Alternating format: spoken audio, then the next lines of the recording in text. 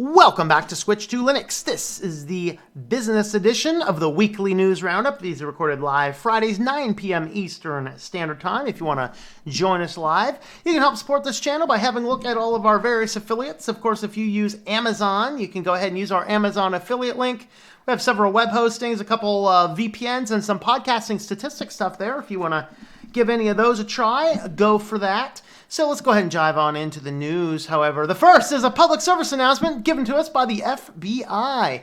High-impact ransomware attacks threaten the U.S. businesses and organizations. Thanks, FBI. We didn't know this. Of course, if you follow my channel, you know this because we've been talking about it for a while, but apparently if you're the rest of the world, apparently you don't know this. Do actual businesses look at FBI notices, though? I don't know. But the fact of the matter is, yes, guys, please make redundant, off-site, offline backups of everything, primarily if you're a big business or a school or a hospital or a government agency, so that when you get hit by the ransomware, your IT guy can bring it back up. And for God's sake, people, do not click the links inside your emails. Don't click the links inside your emails, people. Don't do it. Don't do it at all. Basically, what they're saying here is a PSA about ransomware. So how does it infect its victims? Email phishing campaigns, i.e. clicking links inside of scary emails. Remote desktop protocol vulnerabilities, i.e. don't have those on your computer if you don't have to. And software vulnerabilities. They can take advantage of security weaknesses in widely used software programs. Hey, use Linux. Everything's not as widely used, which is probably good. If my system is infected, should I pay the ransom or should I contact the FBI? The FBI does not advocate paying the ransom. Of course, that's what the insurance companies are doing, aiding and abetting the terrorists by paying the ransom for the malware that is affecting the hospitals and the cities and the schools. Oh, Lordy. Oh, boy. Don't do that, people. Don't do that. It does not guarantee an organization will gain access. In some cases, the victim who paid the ransom were never provided with decryption keys. In addition, due to flaws in the encryption algorithm, a certain malware variants, victims may not require some or all of their data, even with a valid decryption key. Paying ransoms emboldens the criminals to target other organizations. Regardless of whether you or your organization have decided to pay the ransom, the FBI urges you to report the ransomware incident to law enforcement. Doing so provides investigators with critical information they need to probably not do anything.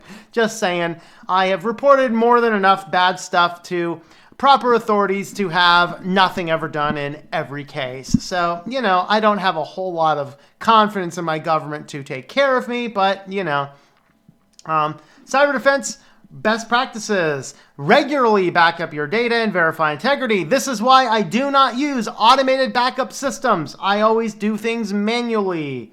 In fact, I lost some stuff because I was automating some things and it didn't back up right and I didn't know it. I've actually taken control of people's websites where they're like, hey, we need you to maintain our website. And I'm looking at we need a backup solution. We got a backup solution. Yeah, you got 90 backups in here and none of them are valid. These are useless. We need a better backup strategy. But, I verified them. They're not working. Anyway, focus on awareness and training. Patch operating system, software, and firmware. Ensure antivirus and malware solutions are set to automatically update.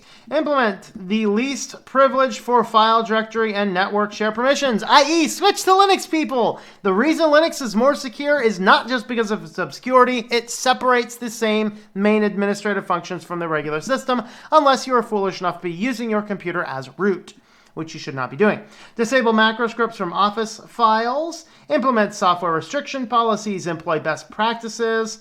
Implement application whitelisting. Use virtualized environments. Categorize data based on organizational value and require user interaction for end user applications. Very good tips from the FBI. Definitely consider those. All right. Apparently we are unable to connect to the ad, but that's okay. I didn't want to see the ad anyway. Uber now has a way that you can bring your furry friend along. Uber Pet will make it easier to ride with your furry friend. What if I have a giant lizard that I'm carrying around? It's not furry. Can I still use this? Hey, excuse me, Uber driver. Can I bring my 4-foot iguana into your car, please? Anyway, so now they have a new feature where you can pay a little bit extra, $3 to $5 extra to have a ride with your pet. So they're finding more ways to milk us more with more money. I'm not sure how much more that goes to the drivers. Of course, of note, because of the laws, etc., this does not apply to service animals, which are always free. So keep that in mind. 2 stories from Ars Technica, both regarding the ISP industry. Your tasks. Let me know in the comments down below which one of these is worse and scummier. Comcast incorrectly charges 2,000 customers for exceeding a data cap.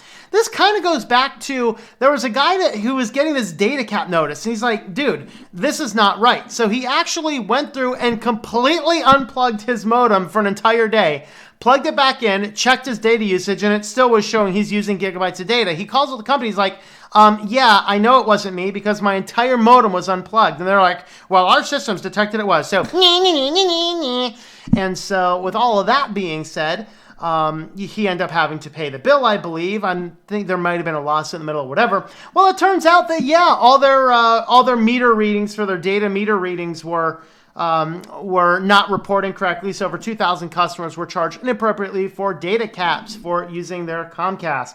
Makes you wonder, you're putting in these things. I wonder if Comcast is just going to start injecting, autoplay 4K video ads into everything just to push up your numbers.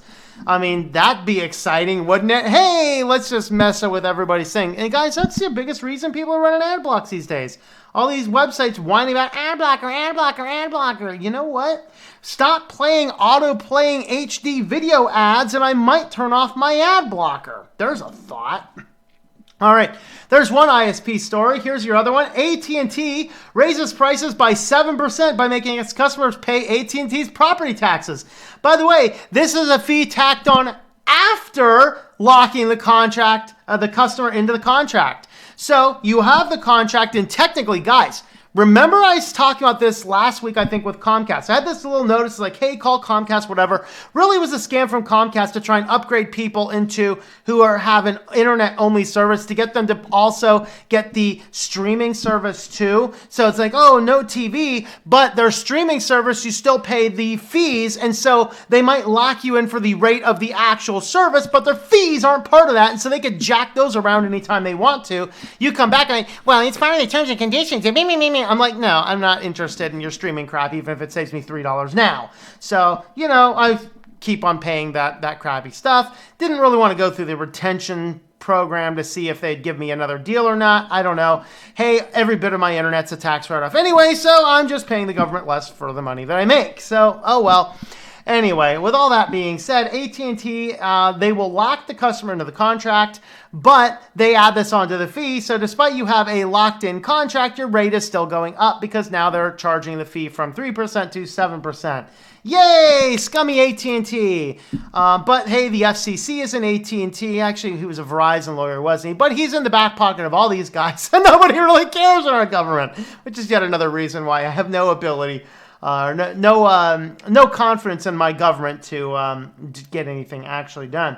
So anyway, Scott Phillips, small business called Valley View Media in Santa Clara, California, signed up for AT&T fiber internet service and a block of static IP addresses, agreeing to an all-in price of $95 a month. In his order summary, which he shared with us, specifically says a $95 ongoing monthly price includes taxes and fees.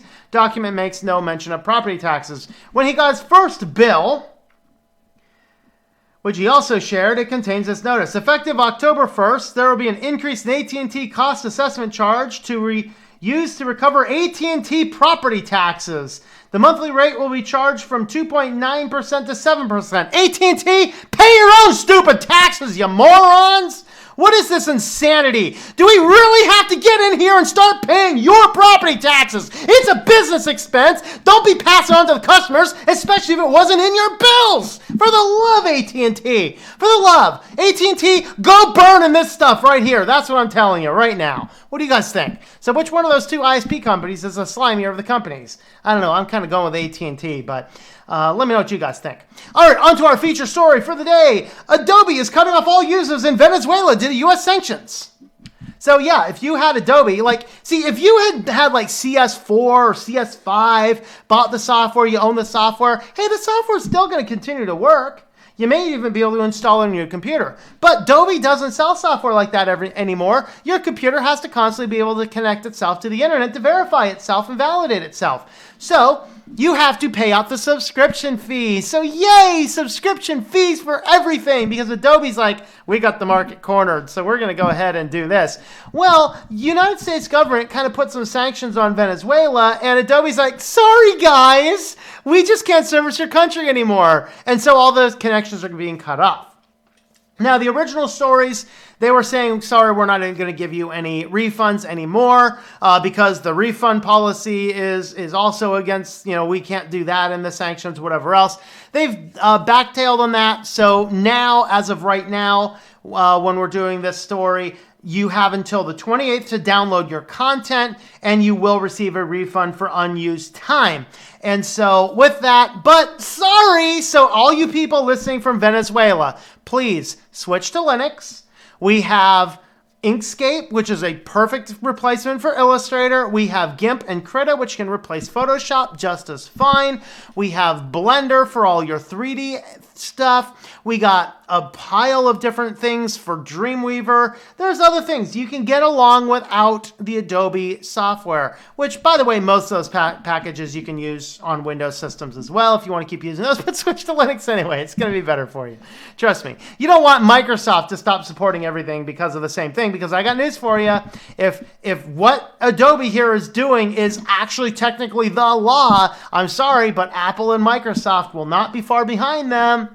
So download some Linux distributions and get yourself ready for the storm that's coming. So with that being said, though, this is a reason why I don't put any stock in any of these cloud companies, any of these subscription companies, because they can pull it at any given moment.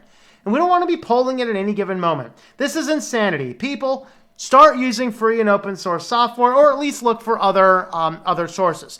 Now, there's a channel I talked about here before. I believe it's called Jay Christina, where he has actually a whole series of videos that's a playlist of videos that's, I think it's called Life After Adobe, I think, where he is actually a full-fledged professional graphic artist who built a lot of his business on Adobe products and recognized that this would be a problem.